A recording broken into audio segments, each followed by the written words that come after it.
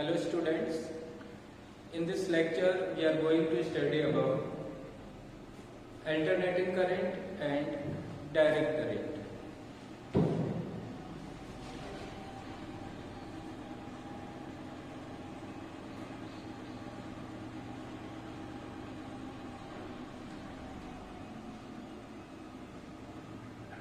जिसको हम शॉर्ट में AC बोलते हैं।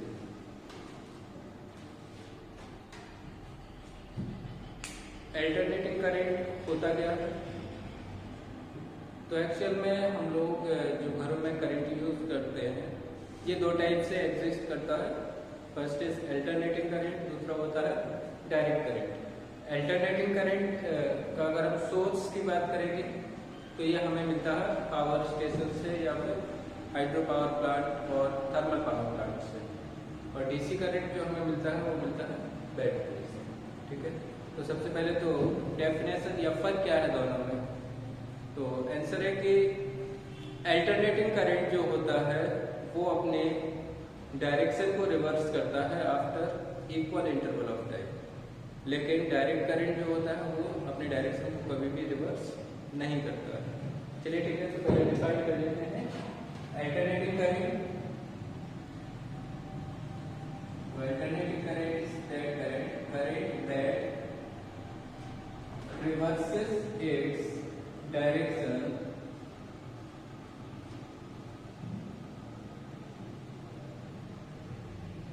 after equal interval of time.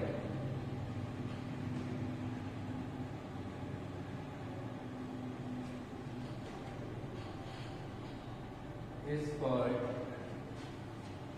alternating current.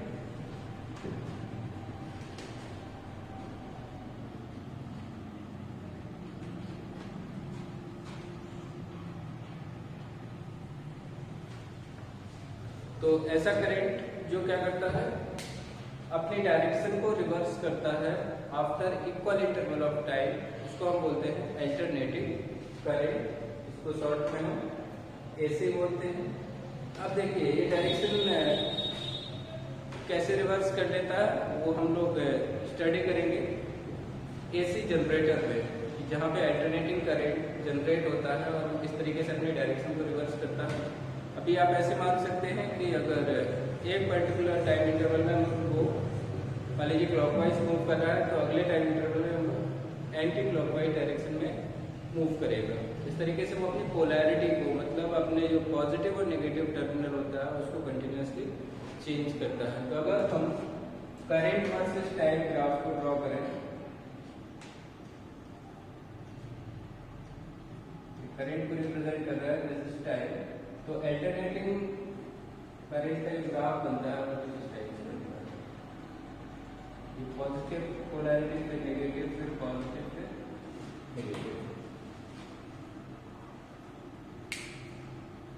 ठीक है, मतलब अगर कोई एक पॉजिटिव पोल है तो अगले बार वो क्या बन जाएगा, नेगेटिव पोल बन जाएगा, फिर वो पॉजिटिव, फिर नेगेटिव। इस तरीके से ये कंटिन्यूअसली क्या करता है, अपनी डायरेक्शन को रिवर्स करता रहता है, और इस तरीके के करंट को हम नाम देते हैं अल्टरनेटिंग करंट। अब बात आती है कि हम अल्टरनेटिंग, देखिए मैक्सिमम जगहों पे जो हम यूज करते हैं वो अल्टरनेटिंग करंट है। हम लोग डीसी करंट का यूज बहुत ही कम करते हैं। चलिए पहले तो डायरेक्ट करंट को भी एक्सप्लेन कर लेते हैं कि ये होता क्या है, व्हाट इज डायरेक्ट करंट। फिर इनके एडवांटेज पढ़ेंगे कि why do we prefer to use alternating current in place of DC current.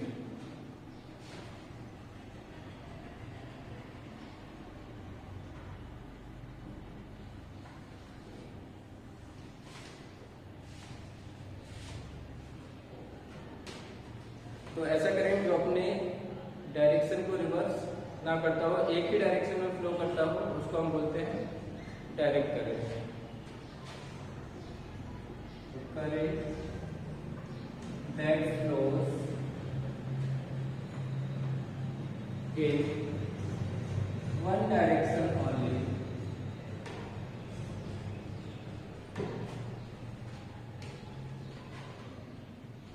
is called direct current.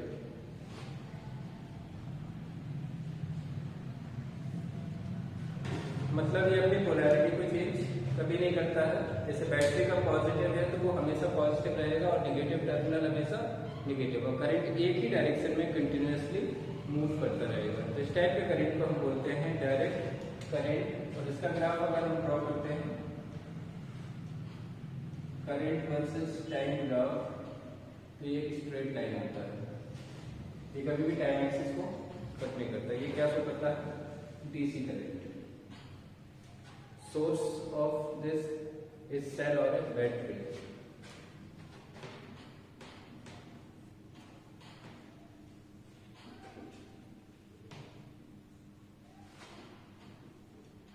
DC generator,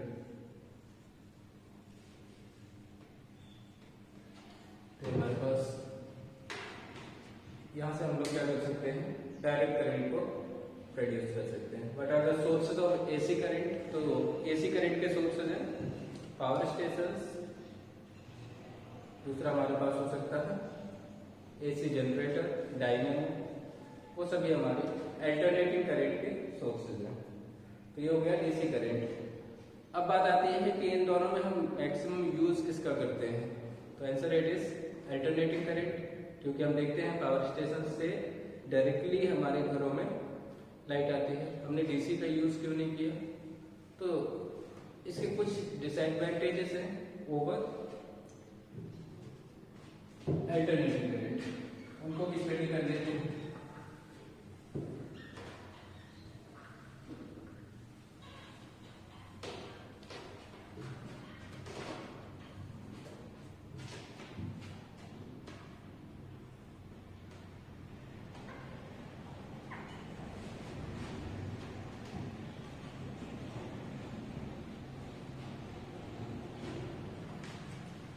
alternative current का क्या एडवांटेज है ओवर डायरेक्ट करंट? तो देखिए, पहला तो जो अल्टरनेटिव करंट है it is suitable for long distance transmission.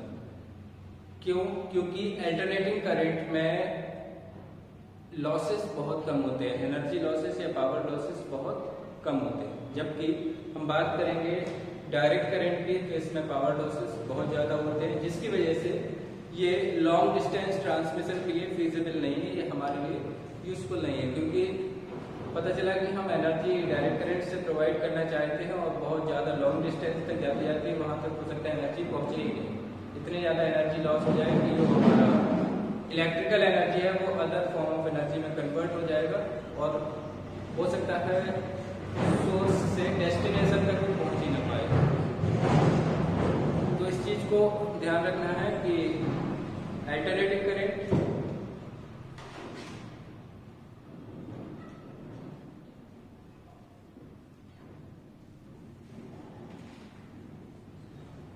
has very less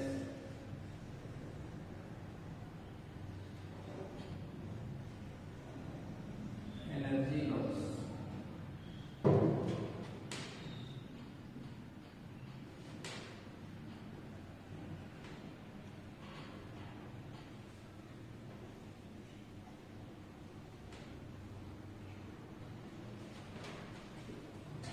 तो इसीलिए ये हमारे लिए यूजफुल है ओवर डीसी, कि इसमें लॉसेस कम होते हैं, so they are used for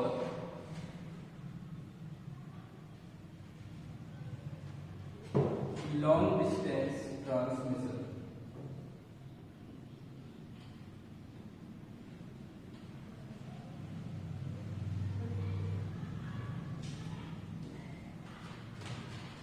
कौन कौन से टाइप के हमारे लॉसेज होते हैं जब हमारा करंट मूव करता है, उसे हम लोग हायर क्लास या क्लास 12 में स्टडी करेंगे। तो अभी बेसिकली आपको बस ये ध्यान रखना है कि अल्टरनेटिंग करंट हमारे लिए उसमें लॉसेस की वजह से हम उसका यूज नहीं करते हैं फॉर लॉन्ग डिस्टेंस ट्रांसमिशन, क्योंकि अल्टरनेटिंग करंट में एनर्जी लॉसेस कम होते हैं। इसकी वजह से हम लोग क्या करते हैं, उसको लॉन्ग डिस्टेंस ट्रांसमिशन में यूज करते हैं। इसके अलावा एक और चीज है कि हम अल्टरनेटिंग करंट के वोल्टेज को या पोटेंशियल डिफरेंस को वेरी करा सकते हैं, चेंज करा सकते हैं। और उसका एक एग्जांपल हम आपको देते हैं कि हम लोगों ने देखा होगा कि हर एक पर्टिकुलर एरिया में ट्रांसफार्मर रखे जाते हैं। उसकी जरूरत क्या थी? तो आंसर है कि जो ट्रांसफार्मर होते हैं ये लोग क्या करते हैं, ये पोटेंशियल डिफरेंस को कम कर देते हैं और उसको हमारे यूज के लिए, जो हमारा 220 वोल्ट या 230 वोल्ट पोटेंशियल डिफरेंस की जो हमारी रिक्वायरमेंट होती है वो उसको पूरा करते हैं। क्योंकि जब एनर्जी को पावर हाउस से सेट किया जाता है तो बहुत ज़्यादा हाई पावर होता है और हमें क्या करना है, उसको हमारे अप्लायंसेस के अकॉर्डिंग यूज करने लायक बनाने के लिए हम लोग क्या करते हैं, उसको कम करते हैं। तो हम उसके पोटेंशियल डिफरेंस और करंट की वैल्यू को मैनेज कर सकते हैं। जबकि डीसी में हम किसी भी टाइप के कोई भी चेंजेस अप्लाई नहीं कर सकते हैं। उसमें जो पोटेंशियल डिफरेंस होता है, जो बैटरी देता है, वो फिक्स रहता है, हम उसको चेंज नहीं कर सकते। तो ये भी एक एडवांटेज है एसी का ओवर डीसी।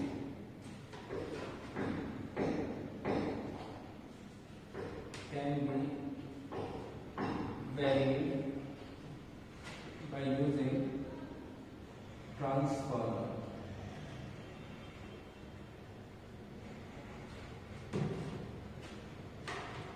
तो हम ट्रांसफार्मर के हेल्प से हम पोटेंशियल डिफरेंस और करंट की वैल्यू को चेंज करा सकते हैं और जितनी हमारी रिक्वायरमेंट है हम उसका यूज कर सकते हैं। आपने देखा होगा एक इंस्ट्रूमेंट घरों में हम लोग यूज करते हैं, stabiliser.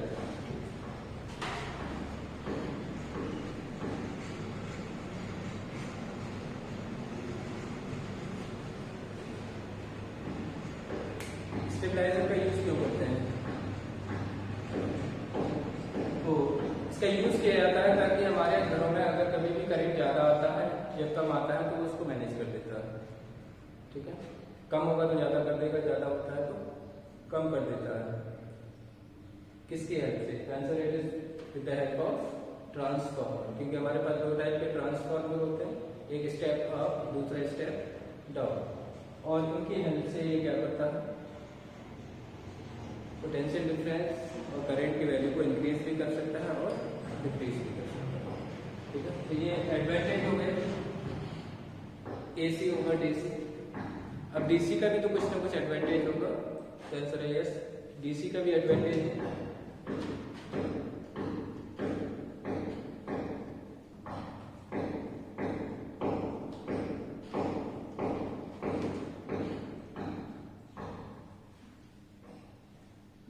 Process like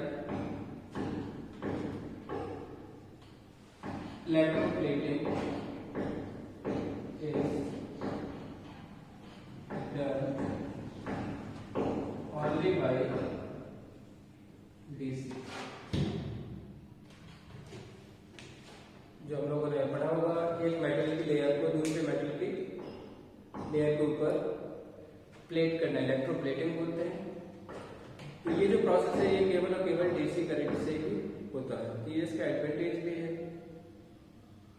over AC.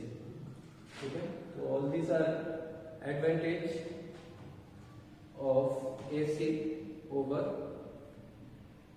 DC and this is the advantage of DC over AC. Thank you.